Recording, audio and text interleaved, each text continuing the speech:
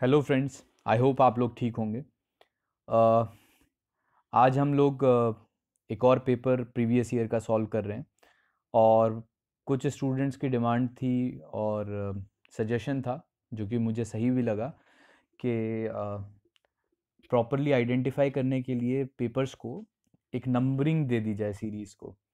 तो ये समझ लीजिए ये 9th वीडियो है इस सीरीज़ की। तो अब आने वाले टाइम में मैं थंबनेल में भी कोशिश करूँगा नंबर लिखने की और पेपर के साथ भी मैं नंबर लिख दूंगा। तो ये आप देख सकते हैं कि ये 3 सितंबर शिफ्ट फर्स्ट 2016 का पेपर है और पेपर 9 इसको मैंने अपनी सीरीज़ में नाम दिया है।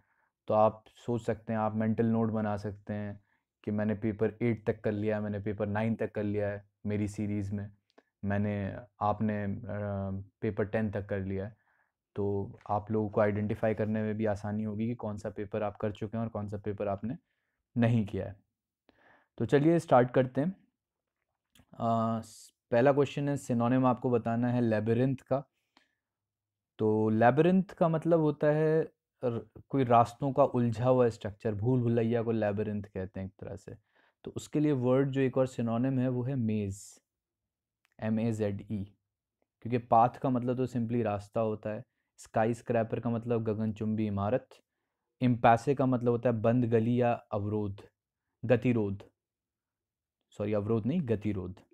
ठीक है, तो ये दो तीनों ऑप्शंस कट जाते, सिंपली मेज ही ऑप्शन बचता है इसमें। फिर है एंटोनिम्स में बैरन। बैरन का मतलब क्या होता है? बंजर। तो बंजर के लिए जो है एबेंडेंट थोड़ा अपोजिट है, हार्श तो डजेंट मेक सेंस। फैलो बंजर को ही कहते हैं, तो ये भी अपने आप में सिनोनिम है, एंटोनिम नहीं है।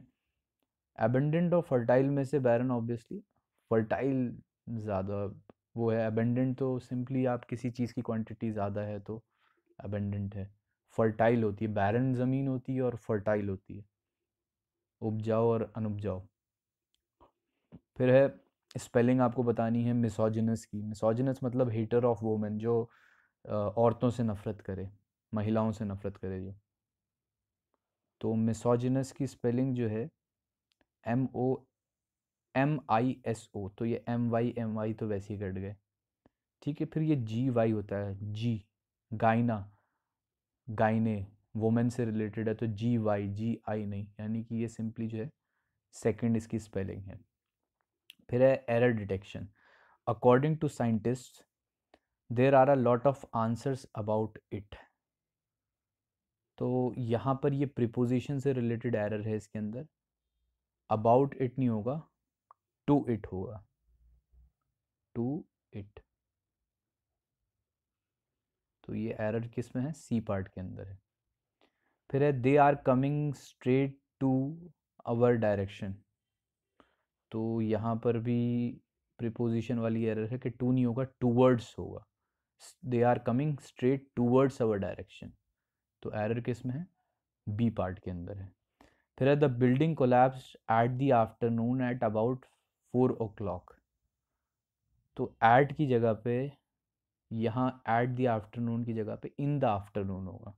The building collapse in the afternoon, time at about 4 o'clock। तो एट की जगह पे क्या हो जाएगा? इन हो जाएगा, यानी कि एरर किस में है? बी पार्ट के अंदर है।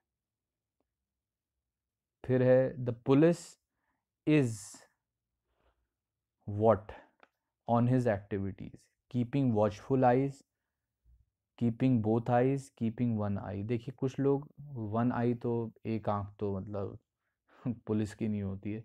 कीपिंग बोथ आइज भी, is keeping both eyes on his activities नहीं।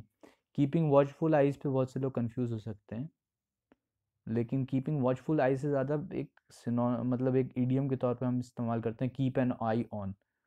तो कीप एन आई ऑन का मतलब किसी पर नज़र रखना।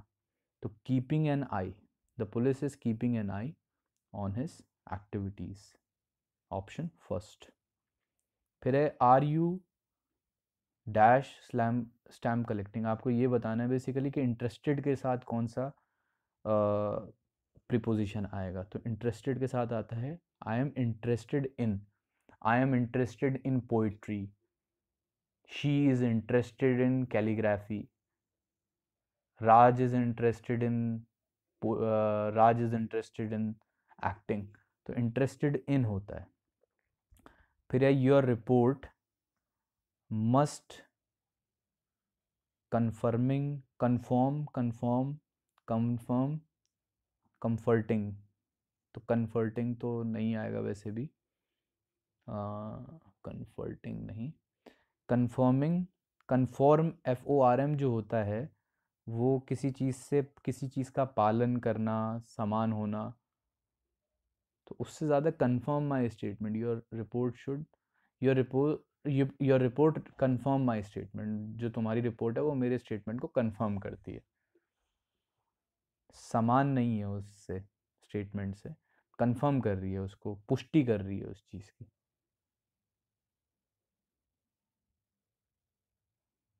फिर है to get cold feet. To get cold feet का मतलब होता है डरना, फियर। ड्रेंच्ड का मतलब भीगना नहीं। फेलिसिटेट मतलब किसी को पुरस्कृत करना, किसी को सम्मान देना नहीं। बिसाइड द मार्क का मतलब है something that is not to the point.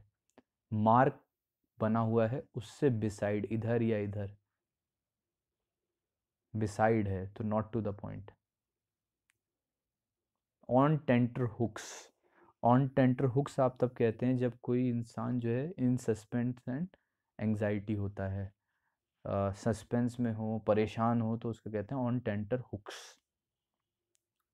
इसको मैं ऐसे याद रखता था कि हुक्स पे लटका हुआ है कोई आदमी, तो हुक्स पे लटका हुआ है यानी कि परेशान सा है।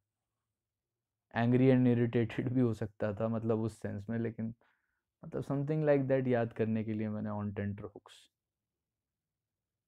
टेंटर हुक्स ऐसे सोच लिया कि किसी जानवर के दांतों में टेंटर हुक्स, कुछ आप सोच सकते हैं इसी तरह का कुछ। Property inherited from once father और एंसेस्टर्स। फादर, पैट्रीमोनी, पैट्री, पाद्री, पैट्री, पितृ, ये सब एक ही उससे बना हुआ है ये वर्ड। कहते भी हैं कि ये संस्कृत से उठाया, मतलब संस्कृत मदर लैंग्वेजेस में से है, तो पैट्री, फादर, ये पितृ, पादरी, वो सब पितृ से निकल के आते हैं, तो वो पैट्रीमोनी। क्योंकि मर्सिनरी का मतलब होता है कि वो इंसान जो भाड़े के लिए, मतलब किसी के पैसे के उसमें जो है लड़ता है किसी के लिए। हेरिडिटरी जो किसी को विरासत में मिली हो, विरासत में कोई चीज़ मिले, लेकिन ऐसी जो एक्चुअल में विरासत में कोई चीज़, हेरिडिटरी मतलब कोई चीज़ जो आपको नस्ली तौर पे, जेनेटिक तौर पे मिल रही है, तो वो प्रॉपर्टी भी हो सकती है, वो आपकी वो करेक्टरिस्टिक्स भी हो सकती हैं, आपका कलर भी हो सकता है, आपकी लेगेसी भी हो सकती है, लेकिन patrimony is particularly property. Aristocracy तो संभ्रांत, रॉयल क्लास, उसको एरिस्टोक्रेसी कहते हैं। A person who is womanish in his habits. एक इंसान जो औरतों की तरह है, जिसकी हैबिट हो, तो मर्द के लिए बेसिकली इस्तेमाल होता है, तो उसके लिए एफेमिनेट होता है। फेमिनाइन का मतलब इज ऑल्सो, फेमिनाइन का मतलब है औरत जैसा, मतलब औरत से रिलेटेड। तो फेमिनाइन मतलब यूजुअली, यूजुअली क्या मतलब, फेमिनाइन इज रिलेटेड टू कि औरत औरतों वाला बर्ताव करे, लेकिन जब मर्द औरतों वाला बर्ताव करते हैं तो उसको क्या कहते हैं, एफेमिनेट कहते हैं। ठीक है। फिलोजिनिस्ट मतलब जो लवर ऑफ वुमेन। फेमिनिस्ट एक आइडियोलॉजी के औरत और मर्द को बराबर अपॉर्चुनिटीज़ मिलें। फिर है one who is converted from one religion to another, तो उसको कहते हैं प्रोसिलाइट। क्या कहते हैं, प्रोसिलाइट कहते हैं। क्योंकि पिलग्रिम का मतलब होता है तीर्थयात्री। पॉलीथीस्ट का मतलब होता है जो एक से ज़्यादा गॉड को माने। प्रेसबाइट जो होता है, ये प्रेसबाइट एक क्रिश्चियंस के अंदर एक ग्रुप को प्रेसबाइट ग्रुप कहते हैं। मतलब उसके मेंबर को, एक छोटा सेक्ट है उनका क्रिश्चियंस में, तो उसके मेंबर को प्रेसबाइट कहते हैं, तो इट डजंट मेक सेंस। फिर है sentence improvement. Do you have some sugar. तो देखिए इंटेरोगेटिव सेंटेंस होता है तो सम नहीं आता है, एनी शुगर आता है, तो use any in place of some. फिर है Iago lied to Othello about his wife. तो सिंपली ये है कि लाई झूठ बोला है, तो झूठ बोला है, तो लाई का सेकंड फॉर्म ऑफ वर्ब और थर्ड फॉर्म ऑफ लाइड ही होता है, तो इसमें बिल्कुल एग्जैक्टली सही है, कोई परेशानी नहीं है। फिर है it is not possible to tell the entire story in nutshell. In nutshell नहीं होता, इन अ नटशेल होता है। ईडीएम जो हम इस्तेमाल करते हैं, इन अ नटशेल यानी कि ब्रीफ में किसी चीज़ को बोला जाए। फिर है it is all but same to me whether I am transferred to Mumbai और कोलकाता। मेरे लिए सब बराबर है, मुझे मुंबई में ट्रांसफ़र कर दिया जाए या मुझे कोलकाता भी कर दिया जाए। तो ये एक थोड़ा सा टिपिकल हो जाता है क्योंकि हम कम पढ़ते हैं इसको। ऑल वन इसके लिए इस्तेमाल होता है। It is all one to me. All the same बोलने में हम इस्तेमाल कर लें, लेकिन ऑल वन इंग्लिश में इसके लिए एक बेटर फ्रेज़ है कि ऑल वन यानी कि एक समान है, कोई फ़र्क नहीं पड़ता, कोई अंतर नहीं है, कुछ भी मिल जाए मुझे, तो ऑल वन है मेरे लिए। Despite his father's financial assistant he was always hard on. तो आपको बताना फ्रेजल वर्ब का क्वेश्चन है एक तरीके से। तो हार्ड ऑन का मतलब तो ये होता है सेक्सुअली एक्साइट होना, वो डजेंट मेक सेंस, या किसी चीज़ के क्लोज टू होना इज़ कॉल्ड हार्ड ऑन। तो हार्ड ऑन तो वैसे ही गलत है। फिर बचता है आपके पास hard in. Hard in doesn't make any sense, hard in नहीं कहते हैं इसको। हार्ड अप इसके लिए वर्ड है कि जब फाइनेंशियल असिस्टेंस के बावजूद, डिस्पाइट, तो डिस्पाइट का मतलब है कि मतलब वो फाइनेंशियल असिस्टेंस मिल रही है लेकिन तब भी उसे फाइनेंशियल प्रॉब्लम आ रही है। तो हार्ड अप इसके लिए वर्ड है कि जब पैसे की तंगी होती है तो उसको क्या कहते हैं, उसके लिए फ्रेजल वर्ब है हार्ड अप। क्योंकि हार्ड आउट अलग चीज़ है कि अगर आप किसी चीज़ को to do something hard out is to do it full of dedication and enthusiasm. अगर किसी चीज़ को हार्ड आउट तरीके से किया जाए तो उस चीज़ को आप डेडिकेशन के साथ और एंथुजियाज्म के साथ कर रहे हैं। तो हार्ड अप इसके लिए एक फ्रेजल वर्ब है। हार्ड अप मीन्स पैसे की तंगी, फाइनेंशियल प्रॉब्लम्स। फिर है reading comprehension, RC short form में लिख दिया है, समझ जाइएगा, अक्लमंद को इशारा काफ़ी। Even the majority of elders turn their homes into hives of worry as they have too little to do in too much time. ज़्यादातर majority of elders अपने घर को जो है परेशानियों का और वरी का वो बना लेते हैं, छत्ता बना लेते हैं, हाइव बना लेते हैं। Those who have retired thus find retirement tiresome when hobbies instead could have turned it into a period of creativity and contentment. इसी वजह से ज़्यादातर लोग जो अपने अपने रिटायरमेंट को टायरसम, थकान भरा मानते हैं, पाते हैं, जबकि हॉबीज़ हों तो वो पीरियड जो है पूरा का पूरा क्रिएटिविटी और कंटेंटमेंट यानी कि संतुष्टि का टाइम बन सकता था। This common problem of inability to utilise leisure pleasurably and profitably not restrict to Indians. और ये जो प्रॉब्लम है अपने खाली टाइम को अच्छे से ना बिता पाने की और कायदे से फ़ायदे मतलब अच्छे तरीके से, वो इंडियंस की नहीं है। In fact Japanese are the worst sufferers. जापानी लोग तो हमसे भी ज़्यादा सफ़र करते हैं इस चीज़ में। Their weekends, rather than increase their enjoyment of life, have wreaked havoc on their health and happiness. उनके वीकेंड्स जो हैं वो उनकी ज़िंदगी में जॉय लाने की बजाय, खुशी लाने के बजाय हेल्थ और हैप्पीनेस पे तबाही लेके आते हैं। while away unable to while away the long many of them have become addicts to while away मतलब जो बहुत सारा unable to while away the long unstructured hours यानी कि जो बहुत लंबे और मुश्किल से बिताए जाने वाले घंटे होते हैं उनके लिए, उसमें वो क्या करते हैं, they have many of them have become addicts to coffee और हार्ड लिक्वर। बहुत से उनमें से कॉफ़ी और शराब के जो है मतलब एडिक्ट हो गए and have taken to gambling. और बहुत से जो है उनमें से गैम्बलिंग भी करने लगते हैं, सट्टा भी लगाने लगते हैं, जुआ भी खेलने लगते हैं। How has this social malady came about, कैसे आई ये सोशल मैलेडी, ये problem? Ironically the syllabus loaded education system is the main culprit. Ironically यानी कि आयरॉनी, आयरनी मतलब जो चीज़ हो ना और हो जाए तो वो आयरनी है। जो चीज़ होनी नहीं चाहिए लेकिन वो किसी चीज़ की वजह है तो वो आयरॉनिकल रीज़न है किसी चीज़ का। तो आयरॉनिकली जो है the syllabus loaded education system is the main culprit. जो सिलेबस लोडेड एजुकेशन सिस्टम है, जो सिलेबस पे फोकस है, लोडेड है पूरा, वो मेन कल्प्रिट है because it places a heavy workload on children and youth, laying emphasis as it does on memory rather than intelligence. जिसमें वर्कलोड पे बहुत हैवी वर्कलोड होता है और उसकी वजह से यूथ पे और उस पर बहुत प्रेशर रहता है, बर्डन रहता है, और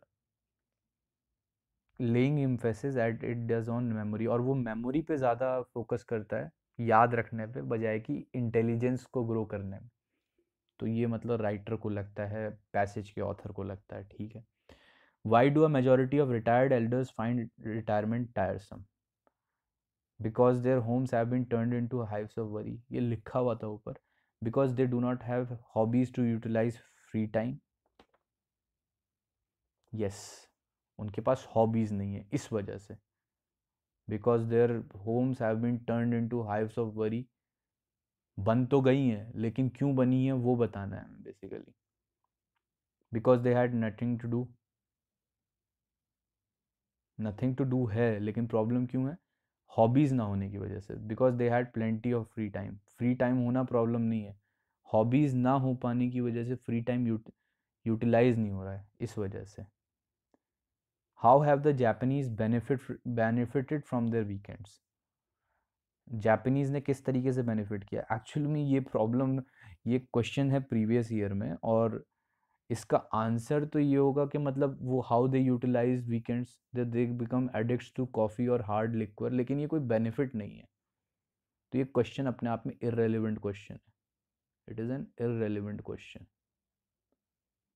इससे इस तरीके से नहीं होना चाहिए था। ये कह सकते थे कि how the Japanese got affected from, how the weekends have impacted the Japanese, तो उसमें हम कह सकते थे दे बिकेम एडिक्ट्स टू, लेकिन बेनिफिटेड तो बिल्कुल भी नहीं है। तो इररेलेवेंट क्वेश्चन है, फ्रेमिंग ऑफ द क्वेश्चन गलत है इसमें, क्योंकि और कोई ऑप्शन तो है ही नहीं इसका आंसर।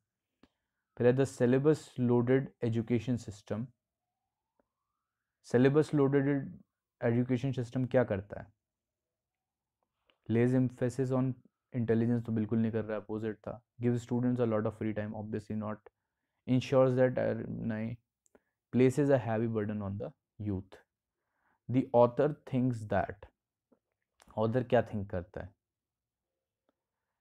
ये तो बिल्कुल नहीं था कि वो कह रहा है कि only Indian suffer from inability, Japanese तो हमसे भी ज़्यादा करते हैं। को करिकुलर एक्टिविटीज़ आर डिस्करेज, ऐसा कुछ कहा नहीं है सच।